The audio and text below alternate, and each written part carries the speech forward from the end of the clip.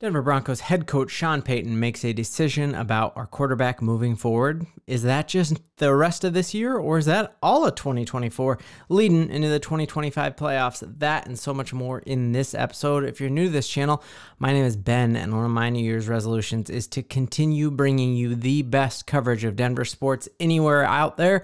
So if you like this channel, can you like and subscribe? That helps me out a lot. So let's dive in here about the decision that was made, why I'm hopeful about it, and kind of why I think it's important that Broncos country unites around this team, not around a player, but around this team and around what's best for this team. So it's really hard right now. You just look at Broncos Twitter, Broncos Reddit, and you just see people are torn between Russell Wilson and Sean Payton. And I think that's kind of like a false dichotomy, and I think that's a false dilemma that we have to make that choice. I think the fact is we need to unite around this Broncos team ending this playoff drought, having it stop right here at 7 years. This is the last year I want to miss the playoffs.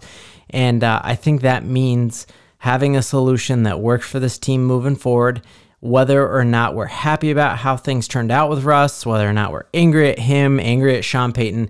It doesn't help us to be divided against each other. I was a massive Russell Wilson fan and more high on him than anyone I can think of who's been making YouTube content out there.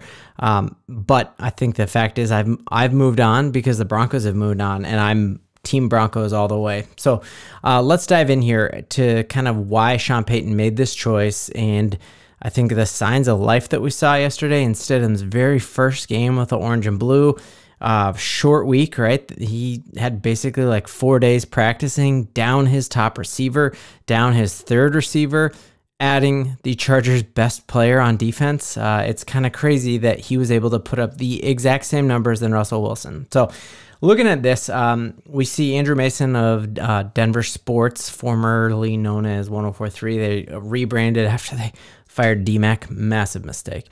D-Mac's a man. But you saw yesterday that the Denver Broncos had 13 points at halftime, and Will Lutz missed a extra field goal that was a really makeable field goal.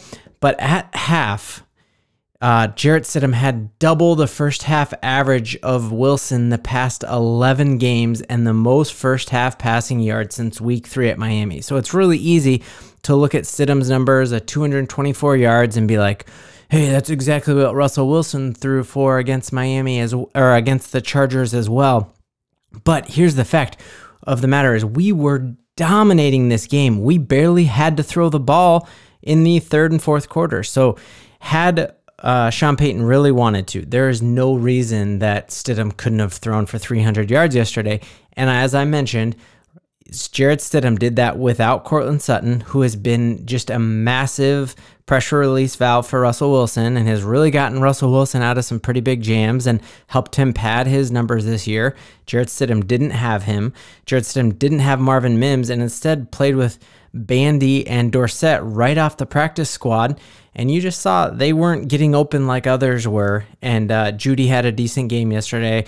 And I think the other massive difference was the fact that the Chargers yesterday were playing with Derwin James, and he is a hard-hitting safety, and that would be like Tua's numbers against the Broncos without Justin Simmons versus with Justin Simmons. So the fact that Stidham equaled the same exact passing yardage as Russell Wilson without his number 1 wideout, and with them adding an amazing player on defense really shows that Stidham might be the truth, you guys. You expect, if Russell Wilson is a franchise-changing player, you expect there to be a massive drop-off with his backup, not the exact same, and actually maybe even better considering the circumstances. And so I think that's pretty telling. This came out, I want to give credit to whoever this is who posted this, but this is the heat map of Russell Wilson's throwing over the course of this season. And you just see where are all of Russell Wilson's passes going.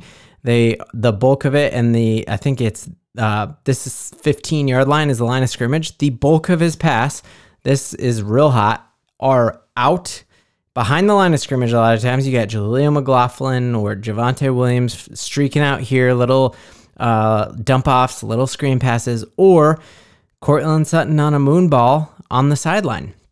And I think that right there is just really telling. I got a film study episode coming out as soon as I get the all 22 from yesterday's film, or from yesterday's game. I went through and broke down the Chargers game for Russell Wilson, and you see so many dudes wide open in the middle of the field that it's, you can see why Sean Payton's really frustrated. So I just sign up for a quick NFL.com account. You can get it for super cheap since there's only one game left of the season, and watch it from that super zoomed out press box. And you are going to see guys on slants, guys on little comeback routes right around the hashes who are wide open, and you're like, ooh, Sean Payton drew that guy up to be wide open, and Russell Wilson didn't even see him. And you can see how that can be kind of frustrating. So with all that said, Sean Payton came out and said that Russell Wilson will be the backup next week, that Jarrett Stidham is the starter. And another interesting thing was that, yes, these games matter for who is going to be the Denver Broncos quarterback of the future. These are important snaps and games for him. And I think if you look at Jarrett Stidham's post-game comments, you look at his wife's, she's a YouTuber. She's got a lot of subs. She's doing great on YouTube. I'll link to her in here as well. But you just look at their reaction to the game. They're planning on being in Denver for a long time. They aren't planning on just being a bridge quarterback like he was with the Raiders. He's getting paid higher than a bunch of playoff quarterbacks right now. He's getting paid more than Baker Mayfield, Joe Flacco, Brock Purdy, and he's getting paid that to be the backup, and we have him locked in again next year. And so I think the best thing for Broncos is that next week he balls out of control. He throws for 300+ yards, lights up the Raiders, ends our season on a super high note, and then we're not worried about moving up to draft the quarterback of the future, because could Jarrett Stidham be our quarterback of the future? Could he be our Brock Purdy? And yet, that's probably sounds super hopeful, super naive, but I think it really is the best case for the Broncos, is that we have the quarterback of the future on our roster right now. Let's add some talent around him, and let's make a push to have this be the last year that we go playoffless into the new year. I'm super optimistic, super hopeful. I think Sean Payton is the coach of the future. I think he is the one who's broken all these streaks that have been really the thorn in our side. And the last big one that he's going to break, and he's going to break it next year, is the Broncos' time without making the playoffs. He already hit that 8-win mark faster than any of the past coaches in the past 7 years. And so I'm hopeful that he is going to lead us into the promised land of the playoffs. But weigh in on this channel, weigh in on the comments here. It has been an absolute pleasure having you along for 2023. And if 2023 was good, you just wait till 2024, because we got some awesome stuff in store and we're in it together. Thanks, Broncos country.